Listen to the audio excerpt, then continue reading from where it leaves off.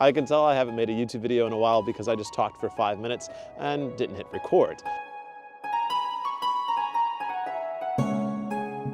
Well, hello everyone, welcome to 2026. My name is Jacob Toddson and welcome back to the Wisdom of Odin.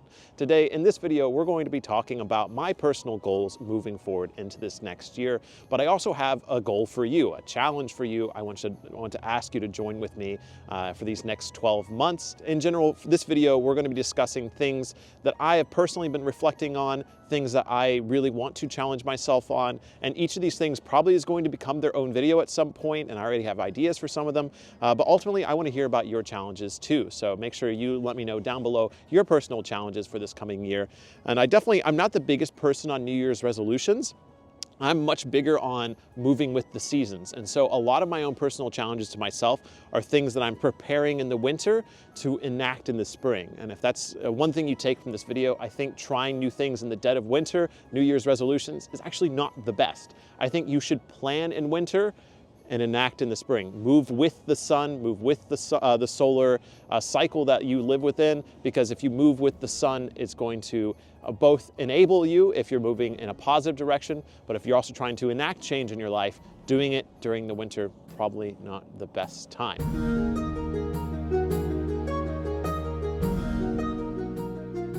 So if you haven't been to this channel before, I've done a lot of crazy stuff, or perhaps you haven't seen all the crazy stuff I've done. I've really been trying to explore spirituality, ancient beliefs, how they survive today, and bringing that into our modern world. And I really want to try to alchemize that in these coming videos for this next year for you. I've done ayahuasca, the sweat lodge, I've played drums with shamans, I've been to the Beltane, Bjaltane fire festivals, I've worshipped Odin on top of ancient Swedish burial mounds. I've done a lot. And that's really taught me how simple spirituality can be. You don't necessarily need these crazy things in order to have a religious connection to spiritually heal. In fact, I would argue that a lot of the stuff I have done, you can do within your own life, no matter where you live. I'm back in Ohio now, arguably one of the most boring places on the planet. And yet I'm finding that everyday life can be just as healing as the crazy spiritual experiences I've had around the world. And that's why my challenge to myself, my challenge to you, is the thing that I think has impacted me the most, and that is fasting. What I find so amazing about fasting is the fact that it can be many different layers, many different types. Fasting can be a digital fast, removing technology from your life for a limited amount of time. It could be getting rid of social media, all the way down to getting rid of food, water, coffee, something like that, all to figure out what you need, returning you to the most basic minimum of life, suffering a little bit to see what's on the other side.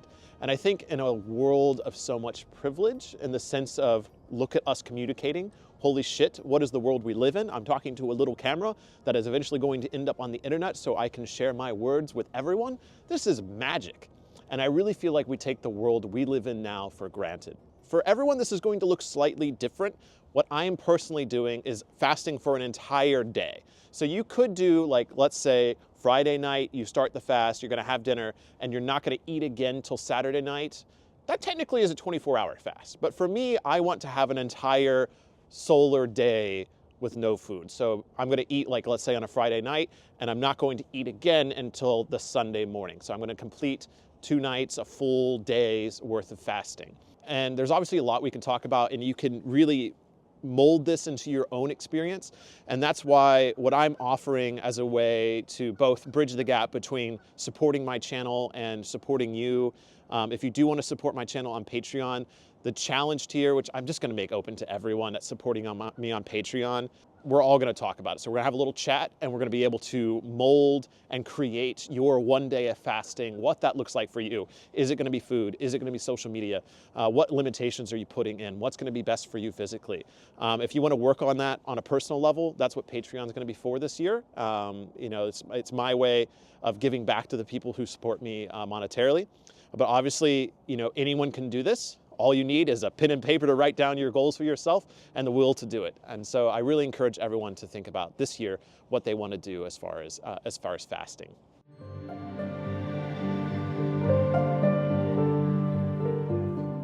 Now, as far as my next goal for myself this year, it's definitely physical. And I'm not necessarily going into physical goals to look better. And that was a big thing that it took me a long time to get past, is not reflecting so much on how I look physically as much as I set goals for myself. And then if a physical change happens, great. And for me, that is the healthiest way to achieve a healthier life, is to set myself goals. And so I have 2 goals that I'm setting for myself moving forward. One is I'm going to run a half marathon, and I hate running. I've bought the fancy runner shoes, I've joined a running group, and I'm going to train myself going from I can't run more than a mile to I'm running more than, 16 miles for the first one, the half marathon. And so I'm doing that in April, and I'm really excited for it, even though I know it's going to kind of suck. But I figure this is a gift to myself, is getting into something like running. I've already gotten to cycling more. It's a gift to myself, my physical body. I want to live a long life to enjoy this gift of life that we have. And that is one of the big lessons that I learned in my spiritual healing journey into shamanism, is life is a gift. Our bodies are a gift, and we really need to treat that gift with respect. And setting this physical goal for myself has been really a way for me to reflect on that gift of my body, to give an offering to it so that I can live a long and healthy life and enjoy this life as much as possible. Another thing that I'm setting a goal for that I'm really excited for, I've been really energetic about this, is I'm combining this physical goal with my love for Scotland. And what that's going to look like is I'm going to walk the West Highland Way, which is a well-established route in the UK. Some people may know it already, but it's 96 miles starting in Glasgow, going all the way up to Fort William and ending with the climb of the highest mountain in the UK, Ben Nevis. And I'm excited for this because it takes 5 to 7 days depending on how fast you go. And I do plan on recording that in some way, or at least, very least documenting it, because it's supposed to be one of the most beautiful walks in the world, but it is a challenge. And so this next year, I'm training for that. I've never trained for anything in my life. And now I'm doing a marathon and this. But the walk of 96 miles, there's a really great trail near where I live now called the Little Miami Trail in Ohio. It's over 100 miles, and I'm going to start taking an Uber or having someone drive me up the trail and then walking home. And so the first one's going to be 12, 14 miles, and then I'm going to do 20 miles and then 30 miles, eventually doing overnights and things like that. And so I do plan on recording some of that, bringing some friends along with me, having a nice little chat. So finding a ways to roll that into content, into my video work is definitely something I'm thinking about, and definitely let me know if this sounds interesting to you. But yeah, I really want to challenge myself doing this physical thing. How that looks on YouTube, we'll see. But I'm just excited to set my goals for this self and maybe take you along with me. So yeah, let me know if that's something that interests you. Oh, and let me know your own physical goals. Do you have physical goals? I want to know them. Life's crazy. Life's wonderful. It's a gift. Let me know your goals for this next year. The reason we're actually here, this is a cemetery in Cincinnati at Spring Grove. Absolutely gorgeous. It's freezing cold today, as it was last time I was here. But there's some beautiful mausoleums here. I'll try to take you to see some of them here in just a second. Just really beautiful here. Feels kind of pagan-y, we're about to film a scene with this very indescript statue that definitely looks like a death goddess or a mother goddess or something like that. But anyways, I've always liked the vibes here. But a year ago, I came here on another freezing day, and I tried to record a video, and I was miserable. I was so miserable. I hated every moment of it. Everything felt forced. And that is when I decided to fully take a step back from YouTube. I have made some videos. I've made some popular videos in 2025, but largely I stepped away. I mean, I used to make 3 videos a week, and then it was down to 1 a week. And last year, I think I averaged maybe 1 or 2 a month. I needed to take a huge step back. It was no longer my full-time job. YouTube was my full-time job for, years, 3, 4 years, something like that. Right during COVID when I started, and then until 2025. I just realized I was miserable. And I felt terrible for being miserable because I had such an amazing opportunity and career with it, but I think I had just abused it. I abused my creative spirit, and we're going to talk about that more. And I'm going to make a whole video about the creative muse. And so I needed to rebuild that relationship with my creative spirit. I needed to rebuild my relationship with my family, to start this new relationship, to figure out what my life was going to be like here in the States. And I just put my head down into the sand and healed and waited. And I did a lot of thinking about what my career path was going to be. I thought YouTube was going to be it forever. Like I was going to be 70 years old making YouTube videos. And it took a lot of contemplation and meditation. And what I found is that I wanted my career to be spiritual, to be creative, but YouTube was just never going, maybe again one day, but I found that tattooing was going to be my path. And I do have a degree in art. I used to draw and paint all the time. And I love symbolism. I love ancient beliefs. I do have a fair amount of knowledge about shamanism and spiritual healing and techniques. And tattooing, that became what came through it. And I started pursuing that last 2025. And luckily I found this shop that will take me in my weird spiritual shamanic tattooing. And I've been putting my nose to the grinder and learning how to be creative again and learning the art of tattoo, which is a very hard discipline. Wow. I have so much respect for tattoo artists and good tattoos now that I'm doing it, because it is hard and it's requiring a lot of time. I'm still an apprentice at the moment. I've been so lucky to do tattoos, hand poke already. I haven't learned electric. I'm getting better. I'm feeling better, but I still have a ways to go. But this year, I'm finally going to start sharing that journey a lot more. I plan on making a video called Day 1 of Being a Ceremonial Tattoo Artist and talking about my first experiences, my first 100 days of being a tattooist and being a tattoo apprentice, how it was finding a shop, what my daily life is like, and also talking about my goals as a tattoo artist. And so I do plan on sharing that my experience with that on YouTube. Sorry, I'm shivering. It's freezing out here. Oh my gosh. But with that, yeah, I just want to have fun. I've been recording some of my times in the shop already. And yeah, I want to talk about that experience, learning how to bring those things together. But yeah, I really want tattooing to be my career. It feels like a good balance. And I just want YouTube to be fun. As you can tell, I'm very rambly. Because I don't want to have to care about algorithms and making the content gods happy. I don't want to make content. I just want to share.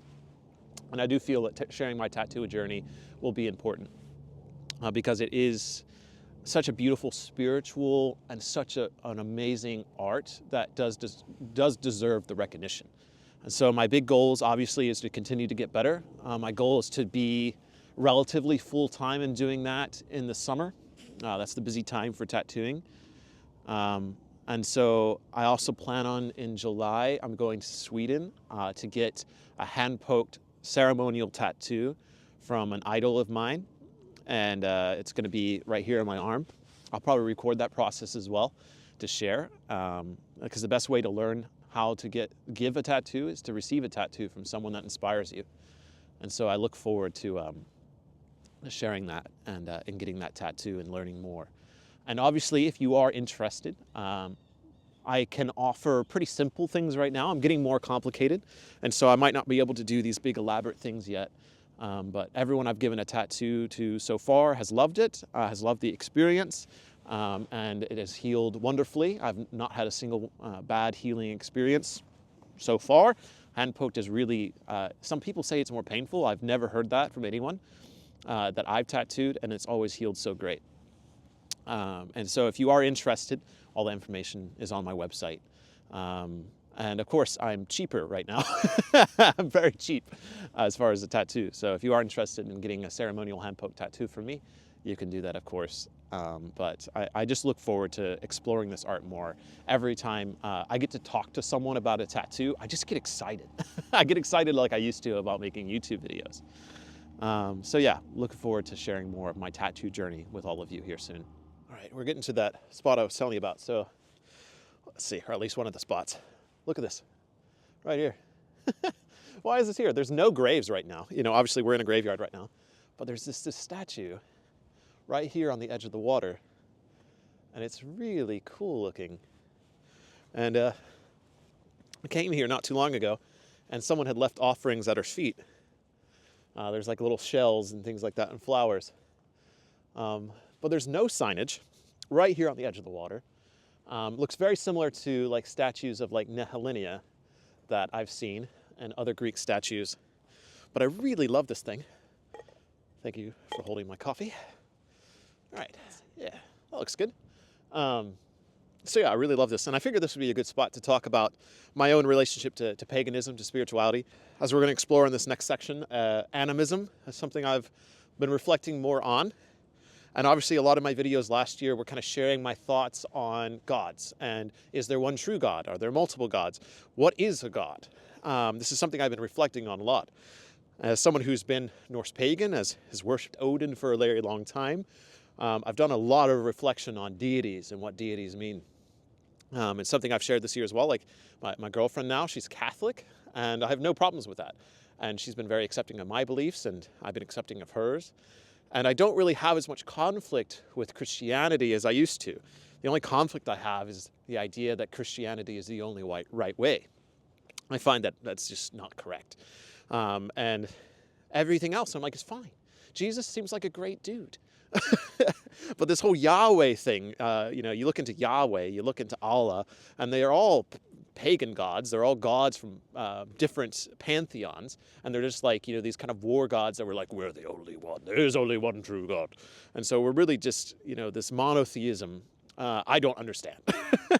I do believe kind of maybe more, as I've talked about in those videos, as like a Brahmin. I believe in the Great Spirit, the many-faced God, the universe, energy, the world tree. These things could be like one entity. But that entity wears many different faces. And polytheism to me, animism, different gods, gives us so many different ways to venerate, to look at archetypes. Because even if gods aren't real and they're just archetypes, don't you want more than one option? That's for me is like, I want more than one option. And that's like Catholicism, I get along with a little bit more because at least they have different saints, they venerate different ways, and there's more options. But growing up in the church and just having like the Jesus dude and the God dude and, the Abrahams, just like, it just wasn't really my cup of tea, But with that, I kind of want to talk more about what I'm working with lately. And this is where we're getting into muses. I do want to talk more about the creative muse because, wow, I really feel like I've been building a good relationship with my muse lately. I'm really grateful for that because I really feel like I was talking to my friend about that not too long ago. I really felt like my creativity, I was treating like an over-milked cow. I kept going to the cow and I'm like, give me more milk, even though it wasn't ready to give me milk. The creative spirit is not one that you can abuse. It's not one that you can have an endless stream from. You really need to kind of sit with your muse. You really need to sit with the idea, that creative spark, and tend to it lovingly. And when it provides for you, when that cow provides the milk, just be grateful and don't ask for more. And that's my big critique of social media, of YouTube, is I really feel like they require us to always produce, even when we're not in the spirit. And that's why I'm out filming today, because I'm in the spirit of creativity, and that's when you should create. My relationship to the gods and the goddesses. Obviously, I was an Odin's man for a very long time. It's the namesake of this channel. And Odin is a very interesting god. I've made a lot of videos about the guy, ranging from my first explorations with him, my first offerings to him, to Odin and psychedelics, to the curses of Odin. I've talked a lot about him because I think he is one of the most complex gods in the Norse pantheon. And for me, is one of the most undeniable forces of the world. Odin is intuition. Odin is wisdom. The never-ending journey to achieve wisdom. And I really feel like I learned a lot. But Odin is also sacrifice. He is suffering. Odin is analytical and cold. There's a lot of elements to him that I think a lot of people struggle with when they get into paganism, when they become an Odin's person. I don't recommend them to many people. Like if people are like, I want to connect to a pagan god, I don't usually say, you should worship Odin. That sounds like a good idea. He enacts great change in your life, and I'm grateful for the change I've had. I find a lot of times when I pray, when I call to the gods, I thank Odin for everything, but I'm like, please leave me alone for a while because I need a break. I mean, you know, as I move into possibly being a husband here soon and being a father, Odin is not a good figure for that. His stories are never, Odin was a good father and a good husband. And so for me, I'm wanting to connect more to figures that are good husbands and good fathers, because I want to be a good husband and a good father. And so I've been looking more towards Frey, looking more towards Thor, looking to Njord, and looking toward these more masculine, positive figures. Karnunos a little bit, as far as like bridging the wild. But also, I've been connecting more to the goddesses as I found love, and I've wanted to ground myself more. Well, what's the grounding element of Odin? And that was Jord, the earth goddess. Because to me, the earth goddess, Jord, is our first mother. And it is such a powerful grounding force. And I don't think without her, without the Mother Earth, I would have grounded after my Odin journey. And so I've been really trying to connect to that grounding element. But my creative spirit, my muse, I'm actually attesting to Bridget, to Brige, because that was actually the last video I feel I loved before I took my break. And it was really revealing to me that right after I connected to Bridget for the first time, found a goddess from the Celtic lineage that I actually connected to, that I fell into a deep depression and I stopped creating. And it is through that deep depression and that darkness that I started finding the fire again. And Bridget was kind of there on the other side. So Bridget for me is really the muse, the creative spark. And I actually plan on, I've done so many drawings as I've practiced being a tattooer again. Like I've been drawing for like 8 hours straight. I haven't done that since I was a child. And I really thank Bridget for that. So my Yule offering this year is actually to Bridget. And I'm going to burn the hundreds of sheets of paper of drawings that I've done. So yeah, I'm looking forward to that offering because it really means a lot to me. So yeah, that's where I'm at spiritually. But let's talk a little bit about animism. I have a couple books I want to show you that I'm excited to read, to learn more about that. But there's a cool building over here. It's really cold still, but let me show it to you.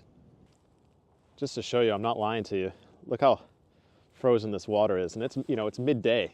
This water is frozen over. You know, it's not the coldest day I've ever experienced in my life, but it's frigid out here. And it was 65 degrees Fahrenheit just the other day. And yeah, welcome back to Ohio, Jacob, where the weather can change quite drastically between a day. But I figured, again, I'm sorry that my videos are going to be longer now. I think that's just something I have to accept, and hopefully you accept along with me. Because, I don't know, just like I said, the creative spirit is, it can't be contained into this 60-second, 15-second life that we live in now. You know, I'm going to make reels and things like that, I'm sure, from these videos. But if you're on YouTube, you're here for the long run. And I just want to hang out with you. And let's hang out for a long time. So my videos going forward are probably going to be a lot more. Get yourself a cup of tea, cup of coffee, and sit back and enjoy the ride. And I want to hear from you too, even if only 1,500 people ever watch these videos instead of the thousands and things like that, or millions. I really just care about hanging out, sharing with you my love of the world and the ancient ways and beauty. So yeah, that's where we're going now. Where we're actually physically going now, there we go, the lighting's better now. Where we're physically going, this is the Spring Grove Cemetery, Cincinnati. What I love about it is I'm in Ohio, but this graveyard was designed, I'll have to put his name up if I find it, but it was designed by a European person to be like European graveyards. So obviously I like it a lot. And the building we're going to reminds me a lot of Scotland. And yeah, it's just like really great vibes. But I grew up around Cincinnati, and I was always told this place was nasty natty, like you didn't go there. It was just a bunch of like drug dealers. It was like the perception I had growing up in the suburbs around here. But now that I live here, it's just like there's so many layers of history, which is what I love about Europe and Scotland. There's lots of layers here, maybe not as far back as the ancient past of Europe. Look at that. Imagine having enough money to just get buried in that. Like this is just someone's mausoleum. It's crazy. It's so beautiful, just like amazing architecture. And there's so many mausoleums like that in this graveyard. Like we were just down there filming, and obviously you saw like the Greek building down there as well. So the only problem with this small camera I have is it's really bad at zooming. I'm actually very close to these swans. I want to get a longer range camera to get better footage of things like this. Let's see. Let me see if I can zoom in. Oh. No. Oh, here we go. That is maximum zoom. That's okay. All right, let's talk about books. So we're going to talk a little bit about the books that I'm reading for upcoming videos, but I do want to share a personal accomplishment. I read 24 books last year, and that's the most books I think I have ever read in 1 year in my life. It's 2 a month, and it's not bad. And so I just wanted to share with you 2 honorable mentions of things that I really appreciated. One, I started reading the Witcher series. Wow, so good. I recently finished Lord of the Rings, finally all the way through the previous year, and I was looking for another good fantasy book to read before bed. And so I picked up A Crossroad of Ravens, which is the newest Witcher book, which is actually about Geralt's younger life. I really enjoyed it, and so I finally decided to use that as a stepping stone into the Witcher universe. As someone who really loved the games, I was, kind of hesitant because I love the game universe so much. And wow, I am really impressed. If you've not read The Witcher and you like the fantasy series in general, like fantasy series, really recommend it. They're a little hard to get into because the order is strange, but definitely start with book 1 and just work your way through, even though it's just a collection of short stories. Amazing before bed reading. I just read like one segment, they're like 30 minutes long. Wow, so good. The other thing I really recommend, obviously I read like a mix of historical books, self-help, spiritual books, and then like fantasy and fiction and things like that. Another really good one, and I do plan on making a longer video discussing Bill Plotkin and his work, Wild Mind. I actually have a video recorded talking about fear and how fear kind of grips us, and how Bill Plotkin, who wrote Soulcraft, which is one of the most influential books of my life, Wild Mind was the one I read this year, with a mix of nature and the human soul. So I do plan on making a whole video breaking those down. It will get no views because I don't know how to sell that to people.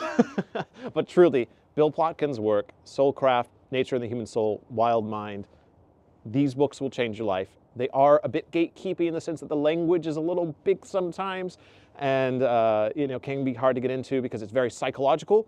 It's definitely psychology meets spirituality coming together. And to me, these books will change the world if every single one person on the planet reads them. But that is a tall order. Seriously, so good. But as far as books this year, I'm actually starting this year with Shintoism because I want to explore animism more. And when we look at surviving animistic traditions, I think there's really shamanism, Siberian shamanism, Native American beliefs to some extent, but then Shintoism probably is like the king of animism. It's the largest surviving version of it today, I would say, but it's also the most mysterious. And I would say the problem with animism in general is that it's very mysterious and hard to record. Reading this first book by Sokyo Ono, reading this first book, which is actually published in 1960 originally, it's just a newer edition. Reading this book, just the intro so far, people that practice Shintoism, even the priests, really don't even know what it is. they can't trace its origins back or can't commit it to one book. There is no Bible of Shintoism. So really fascinating. And I think that in general, animism is a lot harder to encompass into a religious belief. But I find that the more I've explored shamanism, the more I find that I think animism fits more with my personal belief system. I still believe in gods, but I also just believe in the spirits around us in general, the spirit of the sun, the spirit of the trees, the spirit of the gods, of the ancestors. To me, it's more equal parts energy than it is like this separated, the realm of the gods, the realm of the high one, the realm of the lower beings, and us. There's still that dichotomy, but it's more oneness, harder to label. We as humans like labels. It makes things easier.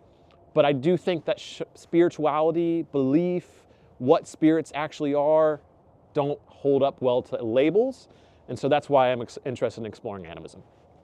For those of you who have no idea what I'm saying when I say animism, essentially animism is the belief in everything having a spirit, or everything having kami, which is what it is in Shintoism. Shintoism literally just means like belief in the kami, belief in the gods. And so, yeah, I'm interested in exploring that more. Obviously, I would like to film those videos in Japan. That is a long-term goal of mine, is to go to Japan to record Shinto temples, to talk about Shintoism there, find people, record interviews. Very long-term goal. but step one for me is always research. And so obviously I've probably already put video on screen, but the two books I'm starting with are Shinto, the Kami Spirit, the World of Japan, and the Essence of Shinto. What you'll notice is these books, not very thick. And that's what I find so fascinating, is they're definitely not a Bible, and they're not even as large as like the Poetic Edda. And so Shintoism, very interested in digging into it more.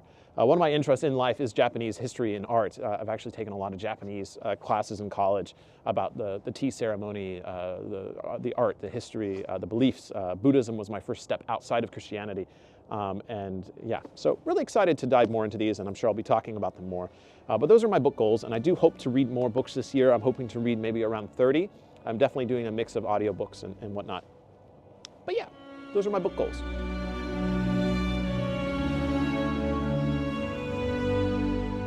With that, we've come to the end of our video today. We've come to the end of our journey. Here's the 3 trees, which I thought were really representative of the Norns. The 3 maidens, maiden, mother, and crone. Really like that here. There's the building we were at.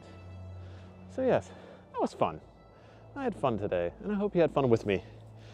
And yeah, let me know what you like out of this channel going into this next year. Is this the spirit that you've enjoyed? You know, yeah. Because let me know if this resonated with you, because I do have a lot of self-doubt. I think I have a lot of fear heading back into YouTube. YouTube is a very powerful force. The internet is, and I think it terrified me, you know, and it's all consuming. I've talked to a lot of YouTubers, and YouTube is a beast. It's a powerful one. And I wanted to be a part of my life, but I really needed to take a year to figure out how it should be a part of it. And yeah, I definitely want all of you a part of it. You know, I want to be excited to look at my comments, to look at what you have to say and share. Because I think without the internet, we can't change the world. But also the internet may very well be the end of our world. Just to be a little doom and gloom about it, I know. But truly, I mean, the ability to connect with others in this way is amazing. As I said earlier in this video, it's magic. But I also think that that magic has the dark side of that coin. And you know, we've all seen what the internet can do with the darker side of it. My God, I downloaded Facebook the other day to look at some posts my mom made about the holidays. And the amount of bullshit on Facebook, it's gotten worse. How has Facebook gotten worse? Like everything was like rage bait AI now. It's horrible. And like one response is just be like, I am done with the internet. And there's a part of me that wants to just be done with the internet. But then I think about it, and the only way to make a difference is, I don't think internet's going away anytime soon. And so we can either run and hide from it, we can let it just become AI rage bait slop, or we can actually just use it for its initial purpose. Making videos, sharing ideas, sharing the world. I watched just an incredible video about like a guy hiking in the mountains and sharing Mongolia and a Mongolian tribe. And I'm like, this is what the internet was for, to see all areas of the world. And instead, it's AI slop now. And I want to be a force against AI slop. So AI was not used in the making of this video at all. And I want to be a force for making the world, the internet, a happier, more knowledgeable, and sharing space. And I hope you join me. So thank you for joining me once again for my return video to YouTube. My name is Jacob Toddson. This has been the Wisdom of Odin, and I look forward to this next year of making videos and sharing this beautiful world with all of you.